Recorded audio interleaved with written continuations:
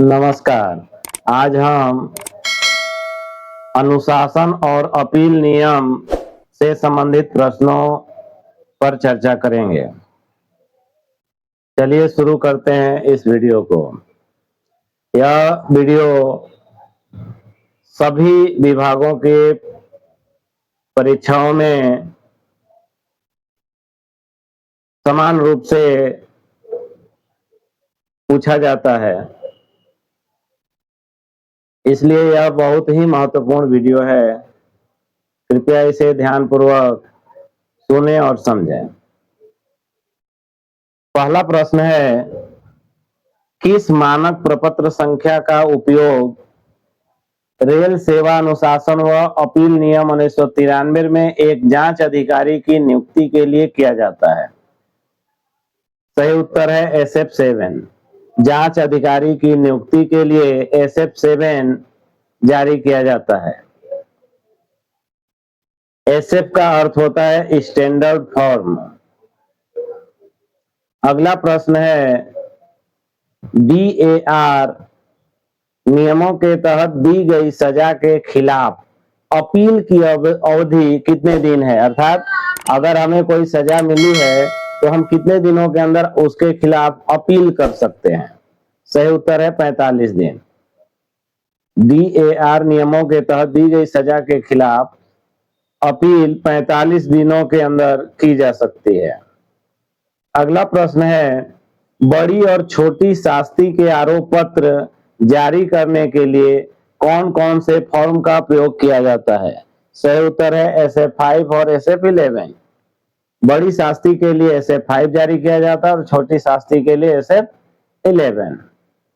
अगला प्रश्न है, क्या SF5 जारी करके मामूली जुर्माना या दंड लगाया जा सकता है? नहीं, SF5 बड़े दंड निर्धारित करने के लिए जारी किया जाता है। अगला प्रश्न है, निलंबन आदेश को रेल सेवा अनुशासन व अपील नियम के नियम संख्या 5 के तहत निपटाया जाता है? उत्तर है सत्य। निलंबन आदेश को रेल सेवा अनुशासन व अपील नियम के नियम संख्या 5 के तहत निपटाया जाता है, यह सही है। अगला प्रश्न है, निलंबन रेल सेवा अनुशासन व अपील नियम के अंतर्गत दंड है? सत्य अथवा असत्य? सही उत्तर है असत्य। निलंबन सस्पेंशन किसी प्रकार का दंड नहीं है, यह एक अनुशासनात्मक कार्यवाही है। निलंबन को दंड के रूप में नहीं माना जाता है, मतलब निलंबन दंड नहीं है। अगला प्रश्न है, रेल सेवा अनुशासन व अपील नियम प्रशिक्षुओं के लिए लागू होते हैं, अर्थात अप्रेंटिस के लिए? तो सही है, रेल सेवा अनुशासन व अपील नियम अप्रेंटिस के लिए भी लागू होता है। अगला प्रश्न है, रेल सेवा अनुशासन व अपील नियम किस तिथि को लागू हुआ? सही उत्तर है 1 अक्टूबर 1968। रेल सेवा अनुशासन व अपील नियम 1 अक्टूबर 1968 से लागू है। अगला प्रश्न है, सुविधा पास और PTO को रोकने के दंड के दौरान पदोन्नति की जा सकती है? उत्तर होगा सत्य, अर्थात सुविधा पास और PTO को रोकने के दंड के दौरान भी पदोन्नति की जा सकती है। अगला प्रश्न है, जांच अधिकारी को रेल सेवा अनुशासन व अपील नियम के किस नियम के तहत नामित किया जाता है? सही उत्तर है नियम 9। जांच अधिकारी को नियम 9 के तहत नामित किया जाता है। अगला प्रश्न है, रेल सेवा अनुशासन व अपील नियम के अधीन किसके हस्ताक्षर से SF3 जमा किया जाता है? सही उत्तर है निलंबित कर्मचारी। जो कर्मचारी सस्पेंड हुआ है, निलंबित किया गया है, वह SF3 खुद के हस्ताक्षर से, स्वयं के हस्ताक्षर से जमा करेगा कि वह वर्तमान में बेरोजगार है, अर्थात उसके जीविका का कोई साधन नहीं है, वह इस फॉर्म के आधार पर अपना आजीविका खर्च लेने का हकदार होता है।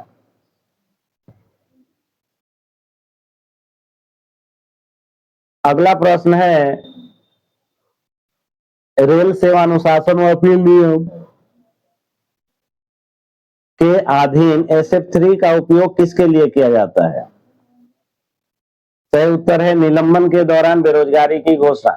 जो कर्मचारी निलंबित हो वह SF3 स्वयं के हस्ताक्षर से कार्यालय में जमा करेगा और अपने बेरोजगारी की घोषणा करेगा, तो उसे बेरोजगारी भत्ता अर्थात जीवन यापन के लिए अंतिम पे का 50% उसे जीविकोपार्जन हेतु सरकार की तरफ से दिया जाता है। अगला प्रश्न है, रेल सेवा अनुशासन व अपील नियम में किस मानक प्रपत्र संख्या का उपयोग निलंबन के लिए किया जाता है, सस्पेंशन के लिए? सही उत्तर है SF1। स्टैंडर्ड फॉर्म 1 का उपयोग किसी कर्मचारी को सस्पेंड करने के लिए किया जाता है। अगला प्रश्न है, किसी कर्मचारी को निलंबन के दौरान आंशिक वित्तीय वर्ष में बोनस का भुगतान किया जा सकता है? सत्य है, किसी कर्मचारी को निलंबन के दौरान आंशिक वित्तीय वर्ष में बोनस का भुगतान किया जा सकता है। अगला प्रश्न है, क्या किसी कर्मचारी को निलंबन अवधि के लिए बोनस का भुगतान किया जा सकता है? नहीं, जितना उसका सस्पेंशन पीरियड होगा उतने पीरियड का उसे बोनस नहीं मिलेगा। अगला प्रश्न है, किस मानक प्रपत्र संख्या का उपयोग रेल सेवा अनुशासन व अपील नियम के तहत डीम्ड सस्पेंशन के लिए किया जाता है? सही उत्तर है SF2। डीम्ड सस्पेंशन अर्थात माना हुआ निलंबन है जब कोई कर्मचारी 48 घंटे से अधिक किसी जेल में बंद हो अथवा न्यायालय ने उसे सजा सुना दिया हो तो उसे SF2 के तहत माना हुआ निलंबन, मतलब उसे निलंबित मान लिया जाता है और उसके लिए SF2 जारी की जाती है। अगला प्रश्न है, कौन सा मानक प्रपत्र संख्या रेल सेवा अनुशासन अपील नियम के तहत निलंबन को निरस्त करने के लिए उपयोग में लाया जाता है? सही उत्तर है SF4। SF4 का प्रयोग निलंबन को निरस्त करने के लिए प्रयोग में लाया जाता है। रिवोक ऑफ सस्पेंशन, निलंबन वापस लेने के लिए। अगला प्रश्न है, रेल सेवा अनुशासन और अपील नियम के अंतर्गत गुजारा भत्ता के रूप में देय राशि कितनी होती है? सही उत्तर है अंतिम वेतन का 50%। जब कोई कर्मचारी सस्पेंशन की अवस्था में होता है तो वह SF3 भरकर कार्यालय में जमा करता है, उसे गुजारा भत्ता के रूप में अंतिम वेतन का 50% प्राप्त होता है।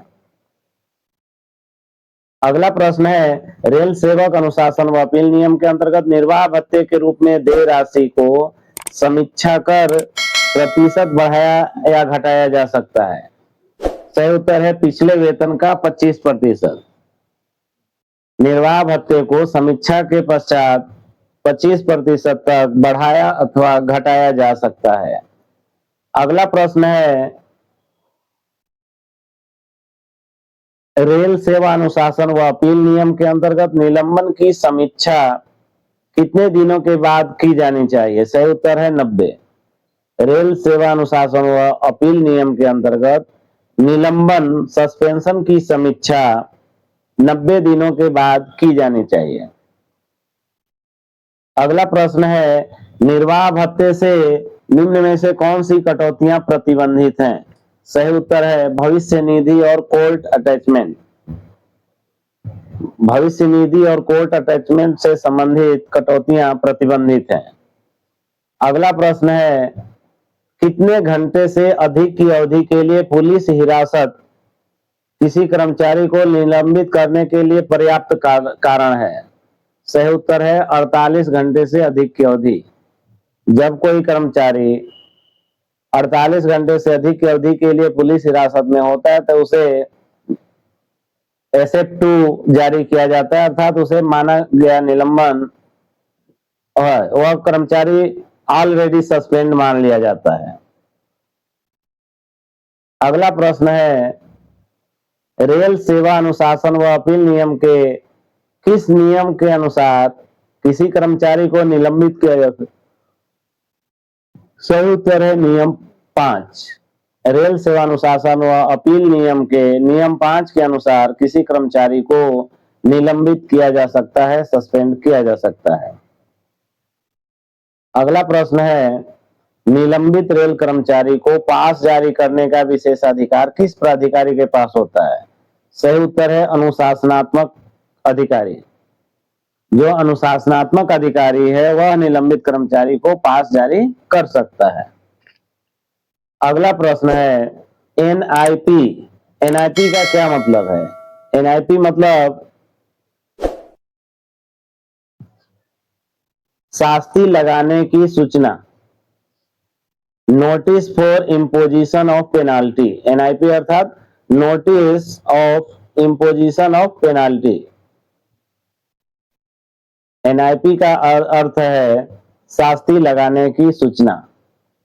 अगला प्रश्न है छोटी शास्ति SF11 लगाने के लिए आरोप पत्र के मानक पत्र में दर्शाने वाला अनिवार्य संलग्न क्या है। सही उत्तर है आरोपित अनुच्छेदों के समर्थन में कदाचार या दुर्व्यवहार के आरोप का विवरण। छोटी शास्ति लगाने के लिए आरोप पत्र के मानक पत्र में दर्शाने वाला अनिवार्य इनक्लोजर संलग्नक क्या है। आरोपित अनुच्छेदों के समर्थन में कदाचार या दुर्व्यवहार के आरोप का विवरण। अगला प्रश्न है जब आपराधिक मामले के आरोप कानून की अदालत में साबित हो गए हैं और कर्मचारी को दोषी ठहराते हुए 10 साल की सजा सुना दी गई है तो ऐसे रेल कर्मचारी को रेल सेवा अनुशासन व अपील नियम 1968 के किस नियम के तहत सेवा से हटाया जा सकता है। नियम 14(1)। जब आपराधिक मामले के आरोप कानून की अदालत में साबित हो गए हैं और कर्मचारी को दोषी ठहराते हुए 10 साल की सजा सुना दी गई है तो ऐसे रेल कर्मचारी को रेल सेवा अनुशासन व अपील नियम 1968 के नियम 14(1) के तहत सेवा से हटाया जा सकता है। अगला प्रश्न है मंडल रेल प्रबंधक द्वारा रेल सेवा अनुशासन व अपील नियम 1993 के नियम 6 के अंतर्गत लगाए गए दंड के खिलाफ रेल सेवा अनुशासन व अपील नियम 1993 की सूची 2 के अनुसार अपील के पास की जाती है। किसके पास की जाती है। सही उत्तर है मुख्य विभागाधिकारी। जो उस डिपार्टमेंट का मुखिया होता है उसके पास अपील की जाती है। मंडल रेल प्रबंधक द्वारा रेल सेवा अनुशासन नियम 1993 के नियम 6 के अंतर्गत लगाए गए दंड के खिलाफ रेल सेवा अनुशासन व अपील नियम 1993 की अनुसूची 2 के अनुसार अपील मुख्य विभागाधिकारी के पास की जाती है। अगला प्रश्न है रेल सेवा अनुशासन व अपील नियम 1993 के अपील प्राधिकारी नियम 25(5) के तहत दंड को बढ़ाने के आदेश के लागू होने की तारीख से 3 महीने के बाद, दंड के बाद या आदेश लागू होने की तारीख के 6 महीने को कम करने या संशोधित करने के लिए कार्यवाही शुरू नहीं कर सकता है। अगला प्रश्न है प्रस्तुति अधिकारी को मानक प्रपत्र संख्या द्वारा नामित किया जाता है। प्रस्तुति अधिकारी को SF एक्ट के तहत नामित किया जाता है। रिप्रेजेंटेटिंग ऑफिसर का नॉमिनेशन SF एक्ट के तहत किया जाता है। अगला प्रश्न है, जांच अधिकारी को रेल सेवा अनुशासन व अपील नियम 1993 के तहत गवाहों को बुलाने का अधिकार है। यह कथन सत्य है। जांच अधिकारी को रेल सेवा अनुशासन व अपील नियम 1993 के तहत गवाहों को बुलाने का अधिकार है। अगला प्रश्न है, रेल सेवा अनुशासन व अपील नियम 1993 के किस नियम के अंतर्गत किसी कर्मचारी को जांच किए बिना, प्राकृतिक न्याय के सिद्धांत का पालन किए बिना सेवा से बर्खास्त या हटाया जा सकता है? नियम 14(2). सही उत्तर है नियम 14(2) के तहत बिना जांच के या बिना न्याय के सिद्धांत का पालन किए कर्मचारी को हटाया जा सकता है, बर्खास्त किया जा सकता है। अगला प्रश्न है, जब पदोन्नति देय हो और कर्मचारी तो चयन प्रक्रिया में सीलबंद कवर प्रक्रिया का पालन किया जाता है। सही उत्तर है निलंबन के तहत। जब पदोन्नति देय हो और कर्मचारी निलंबन के तहत हो, सस्पेंशन की अवस्था में हो, तो चयन प्रक्रिया में सीलबंद कवर प्रक्रिया का पालन किया जाता है। अगला प्रश्न है, जब पदोन्नति देय हो और कर्मचारी को बड़ी शास्ति के मानक पत्र जारी किया जा चुका हो तो एक सीलबंद कवर प्रक्रिया का पालन किया जाता है। जब पदोन्नति देय हो और कर्मचारी को बड़ी शास्ति के मानक पत्र जारी किए गए हैं तो एक सीलबंद कवर प्रक्रिया का पालन किया जाता है। अगला प्रश्न है, जब पदोन्नति देय हो और कर्मचारी आपराधिक कार्यवाही का सामना कर रहा हो तो एक सीलबंद कवर प्रक्रिया का पालन किया जाता है। जब पदोन्नति देय हो और कर्मचारी आपराधिक कार्यवाही का सामना कर रहा हो तो एक सीलबंद कवर प्रक्रिया का पालन किया जाता है। अगला प्रश्न है, संगठन के प्रतिनिधि को अनुशासन व अपील नियम के मामले में रक्षा सहायक के रूप में काम करने की अनुमति दी जा सकती है? सही है। संगठन के प्रतिनिधि को, जो यूनियन के प्रतिनिधि होते हैं, उन्हें अनुशासन व अपील नियम के मामले में, अपील के मामले में रक्षा सहायक के रूप में काम करने की अनुमति दी जा सकती है। अगला प्रश्न है, क्या कर्मचारी कल्याण निरीक्षक वेलफेयर इंस्पेक्टर को D&AR मामले में रक्षा सहायक के रूप में काम करने की अनुमति दी जा सकती है? नहीं, यह कथन असत्य है। कर्मचारी कल्याण निरीक्षक को D&AR मामले में रक्षा सहायक के रूप में काम करने की अनुमति दी जा सकती है, यह कथन असत्य है, अर्थात इन्हें अनुमति नहीं दी जा सकती। अगला प्रश्न है, अनुशासनात्मक मामले में सर्वोच्च प्राधिकारी कौन है? सही उत्तर है भारत के राष्ट्रपति। अनुशासनात्मक मामले में सर्वोच्च प्राधिकारी भारत के राष्ट्रपति होते हैं। अगला प्रश्न है, राष्ट्रपति के आदेश के खिलाफ अपील किसके साथ निहित है, अर्थात किसके पास हम अपील कर सकते हैं? सही उत्तर है किसी प्राधिकारी के पास नहीं, अर्थात राष्ट्रपति सर्वोच्च होता है, उसके खिलाफ कहीं भी अपील नहीं की जा सकती। अगला प्रश्न है, वेतन वृद्धि रोकने की शास्ति जारी होने के बाद भी किसी कर्मचारी को पदोन्नत किया जा सकता है यदि जारी शास्ति प्रभावी नहीं हुई हो? तो यह कथन सत्य है। यदि पेनाल्टी लागू नहीं हुई है तो उस कर्मचारी को पदोन्नत किया जा सकता है। अगला प्रश्न है, एक सेवानिवृत्त कर्मचारी के खिलाफ अनुशासनात्मक कार्यवाही करने के लिए किस मानक प्रपत्र संख्या का उपयोग किया जाता है? सही उत्तर है SF-14। सेवानिवृत्त कर्मचारी के खिलाफ कार्यवाही करने के लिए SF-14 जारी की जाती है और किसी भी सेवानिवृत्त कर्मचारी के खिलाफ सेवानिवृत्त होने के 4 वर्ष के पश्चात कोई अनुशासनात्मक कार्यवाही नहीं की जा सकती, अर्थात जो भी कार्यवाही की जानी है वह रिटायर होने के 4 साल के अंदर की जानी है।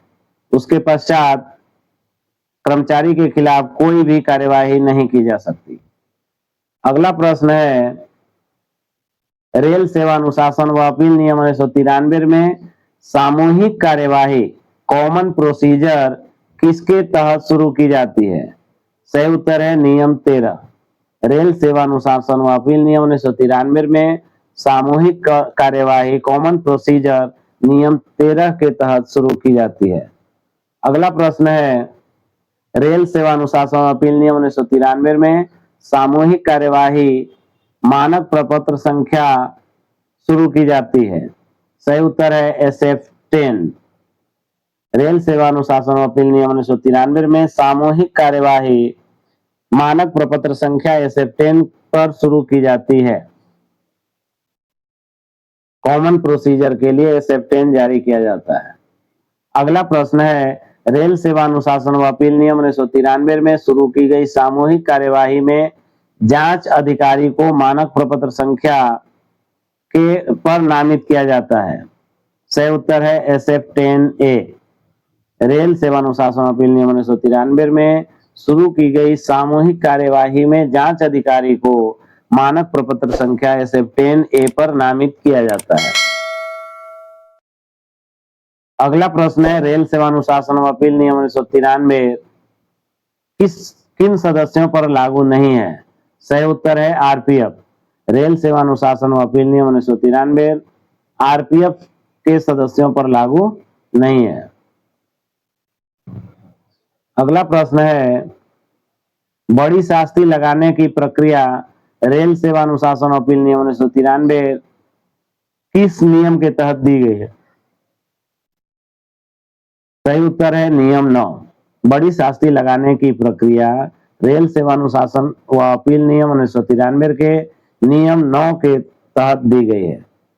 अगला प्रश्न है, छोटी शास्ति लगाने की प्रक्रिया रेल सेवा अनुशासन व अपील नियम 1993 के नियम 11 के तहत दी गई है। छोटी शास्ति लगाने की प्रक्रिया रेल सेवा अनुशासन व अपील नियम 1993 के नियम 11 के तहत दी गई है और बड़ी शास्ति लगाने की प्रक्रिया नियम 9 के तहत दी गई है। बड़ी शास्ति लगाने की प्रक्रिया नियम 9 के तहत और छोटी शास्ति लगाने की प्रक्रिया नियम 11 के तहत। छोटी शास्ति के लिए SF11 जारी किया जाता है और यह नियम 11 के तहत, दोनों में 11 है। यह याद करने के लिए अच्छा तरीका है। अगला प्रश्न है, रेल सेवा अनुशासन व अपील नियम 1993 के तहत दंड का प्रावधान किया गया है। सही उत्तर है नियम 6। रेल सेवा अनुशासन व अपील नियम 1993 के तहत दंड का प्रावधान नियम 6 के तहत दिया गया है।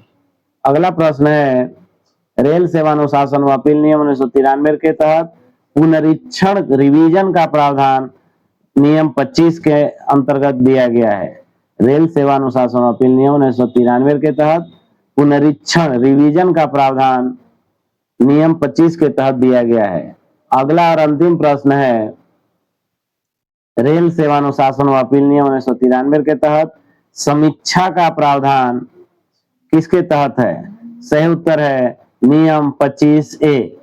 रेल सेवा अनुशासन व अपील नियम 1993 के तहत समीक्षा का प्रावधान नियम 25A के तहत दिया गया है। इस वीडियो को ध्यानपूर्वक देखने और सुनने के लिए आप सभी का बहुत बहुत धन्यवाद। इस चैनल पर पहली बार आए हो तो कृपया सब्सक्राइब करें ताकि अगले वीडियो का नोटिफिकेशन आपको शीघ्र मिल सके। अपने मित्रों को भी शेयर करें। एक बार पुनः आप सभी का बहुत बहुत धन्यवाद।